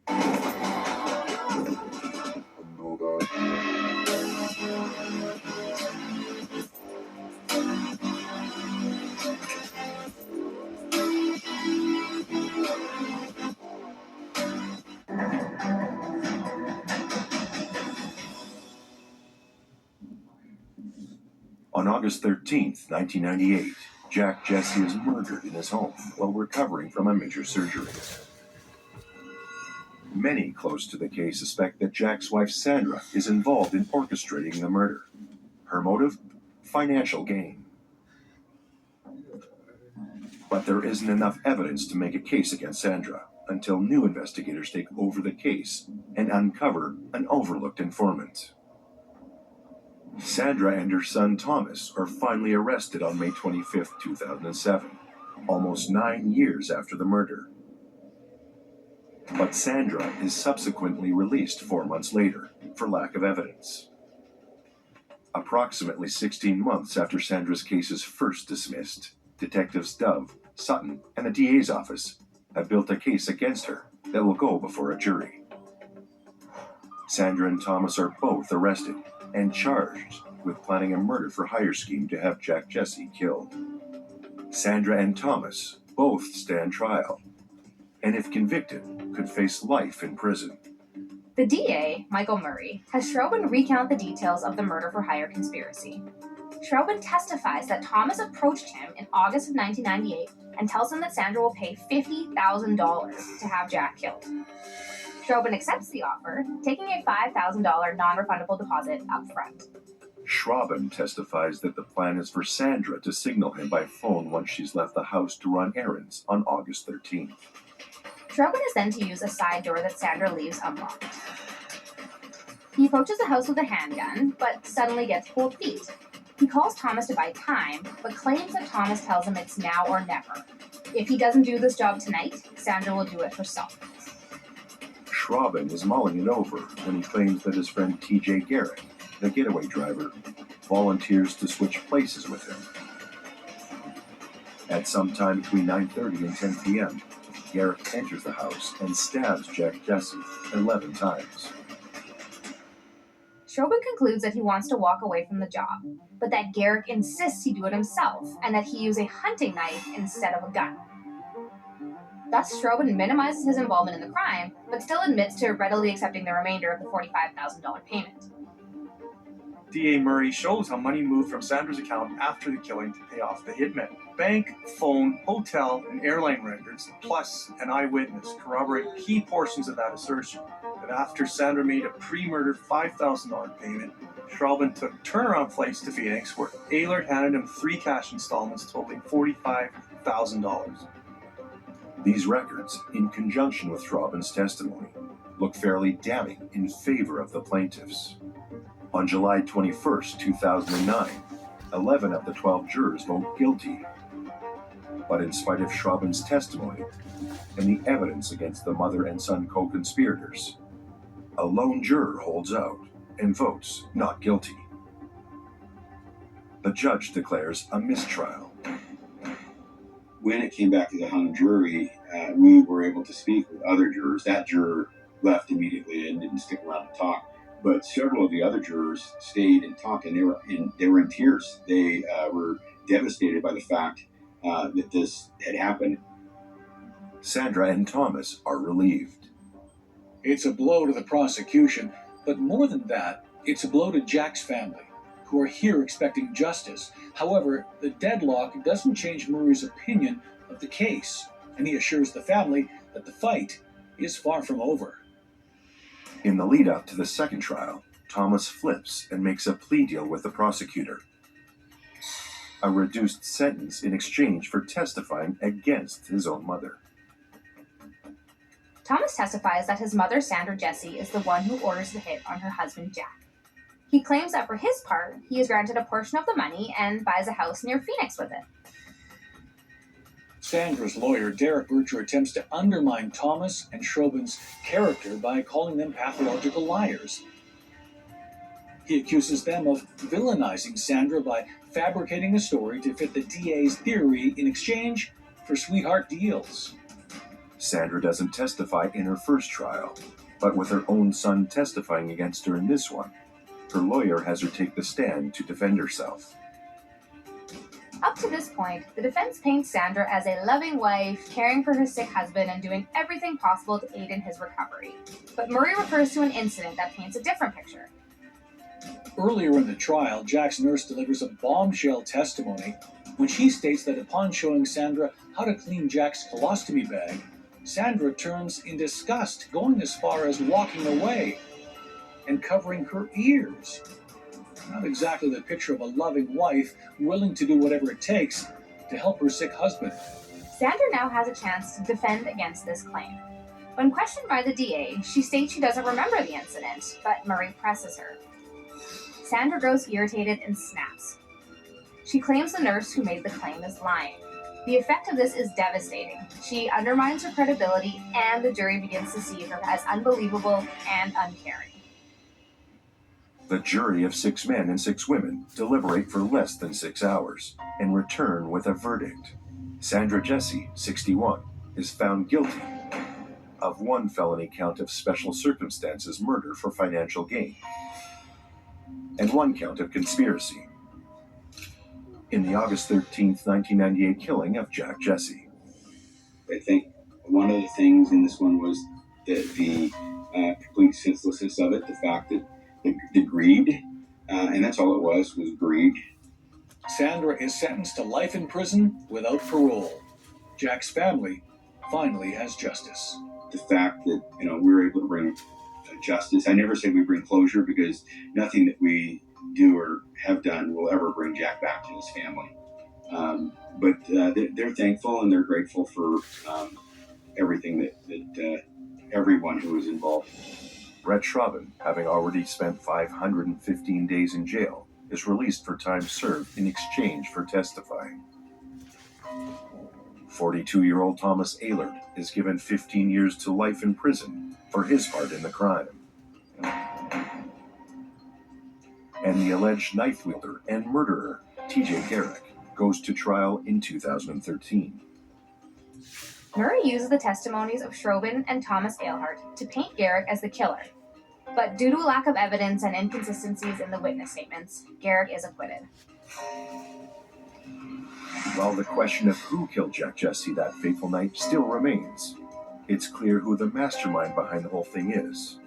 And after 13 years of living large on Jack's retirement and life insurance money, Sandra Jesse is finally caught.